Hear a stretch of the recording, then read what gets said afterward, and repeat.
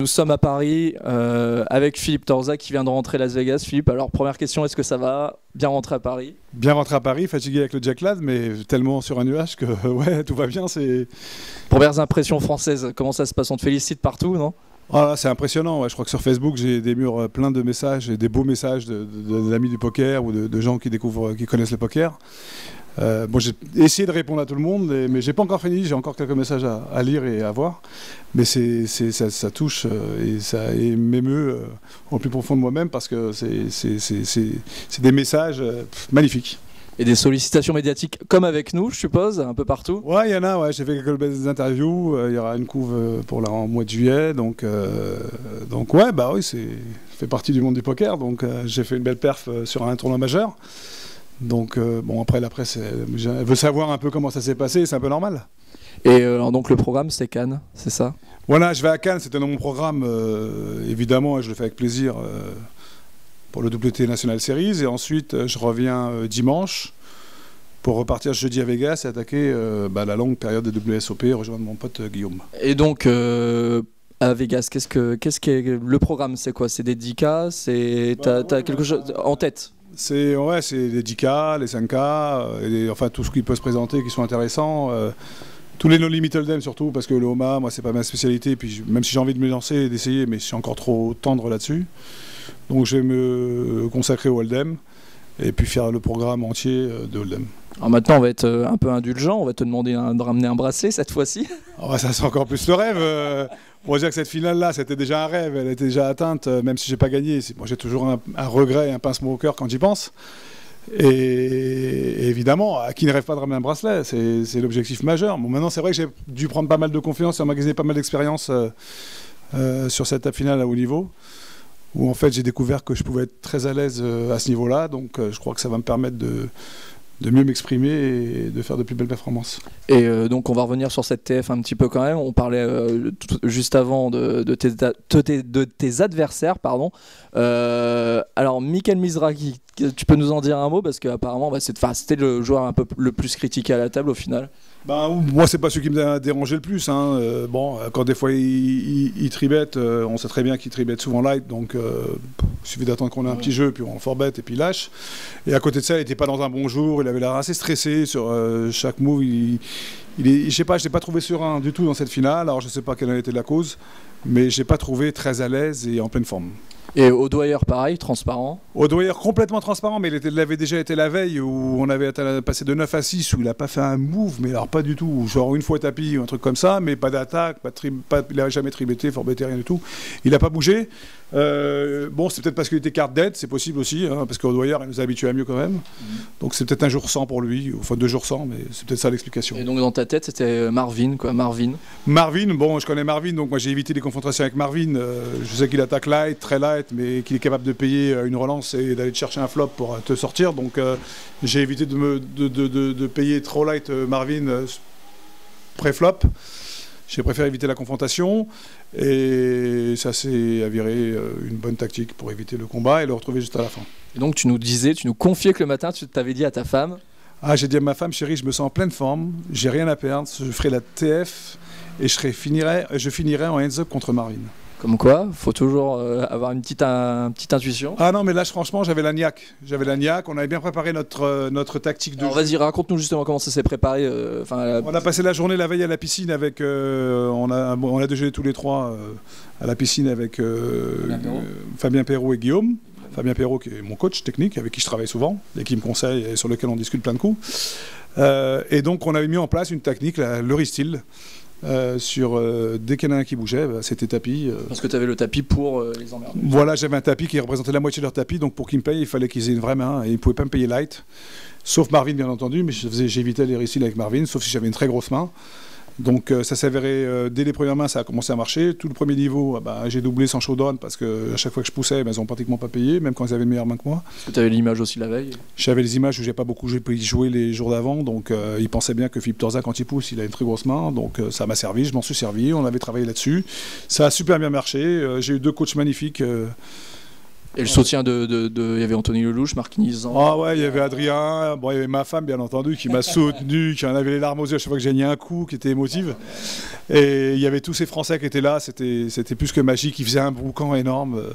Avec les t-shirts. Les t-shirts, The Hammer, enfin tout ça, c'était... En fait, The Hammer, c'est parti d'une plaisanterie avec la vidéo qu'on avait postée sur... vous l'avez tous vu, voilà, et puis maintenant c'est resté, parce que les gens m'ont commencé à m'appeler The Hammer sur Facebook. Bon, bah, maintenant, voilà, mon nouveau pseudo, c'est Iceman, faudra l'oublier.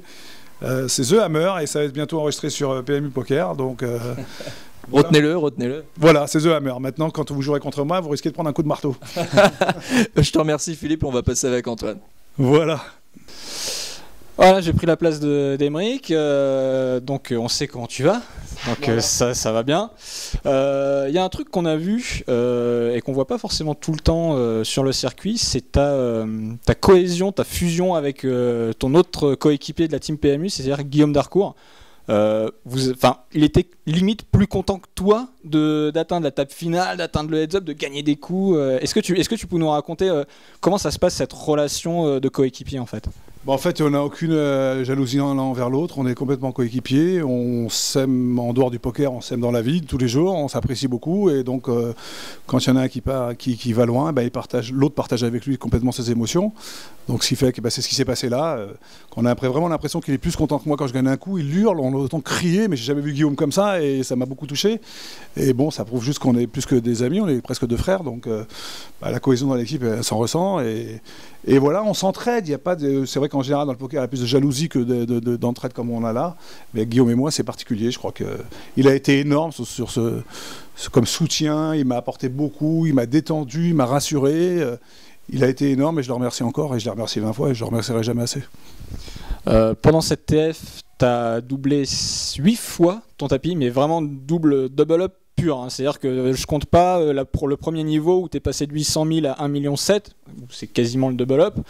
Est-ce que, maintenant tu peux nous le dire, est-ce que tu as eu de la réussite ou alors est-ce que voilà, tu as eu les bonnes confrontations au bon moment et c'était ce qu'il fallait? J'ai eu les bonnes confrontations au bon moment et j'ai surtout pris les bonnes décisions au bon moment. Je crois que j'ai poussé mon tapis quand il fallait le pousser et j'étais devant en général et j'ai pas chaté un coup où j'étais derrière et je suis passé devant. J'étais toujours devant quand j'ai pris mes décisions. J'ai pris les bonnes décisions. J'ai aussi foldé des jeux qu'il fallait folder. J'ai failli éveiller Valet 8 avec Marvin et je l'ai regardé dans les yeux et je sais pas pourquoi il y a un truc qui m'a interpellé où j'ai senti serein. Alors que j'avais 11 millions, il en avait 3 et c'était le moment de payer un tapis pour sortir le gars. Bon, il avait les as. C'est pas dit que j'aurais pas gagné, mais j'ai senti qu'il était énorme et j'ai jeté mes as. Donc j'étais vraiment en pleine forme.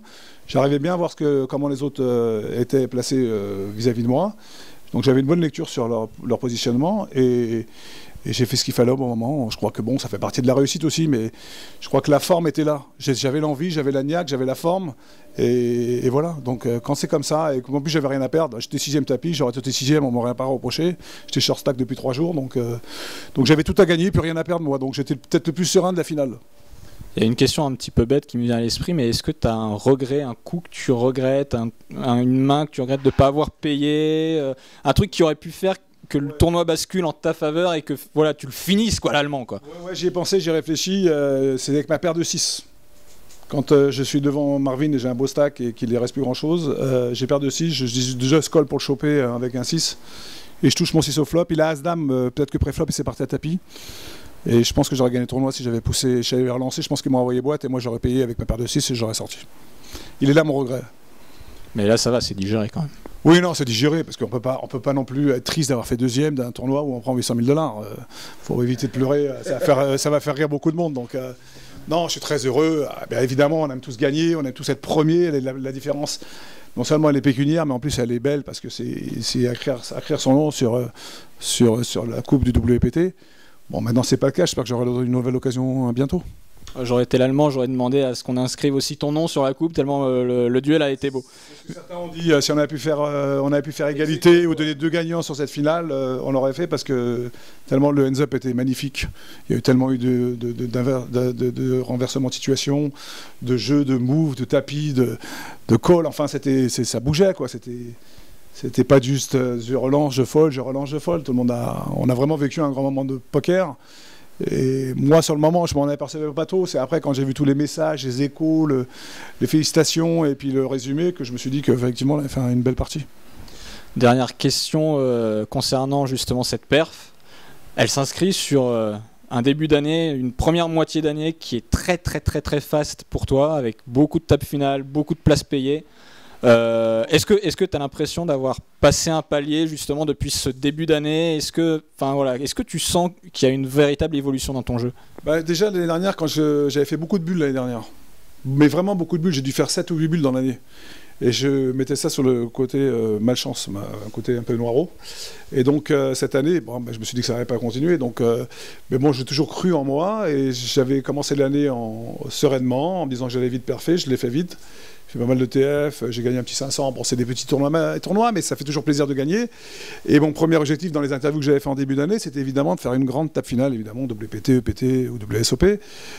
Et bon, c'est arrivé dans la plus belle des tables finales de WPT, donc que dire de mieux. Mais c'était mon objectif principal, je l'ai atteint. Je peux dire que les 6 mois qui viennent, c'est du bonus maintenant tout ce qui arrive, puisque mon objectif il est atteint. Et en plus, tu es vice-champion du monde, on peut te dire. Voilà, je suis vice-champion du monde et je ne suis pas vice-champion du monde. Ce qui me fait plaisir, c'est que je ne suis pas vice-champion du monde juste en étant passé par là parce que j'ai touché des bonnes cartes à un moment donné ou parce que j'ai vice-champion du monde parce que je pense que j'ai vraiment bien joué cette table finale. Merci. Rendez-vous pour une 3e partie bonus en compagnie de quelqu'un, un invité spécial.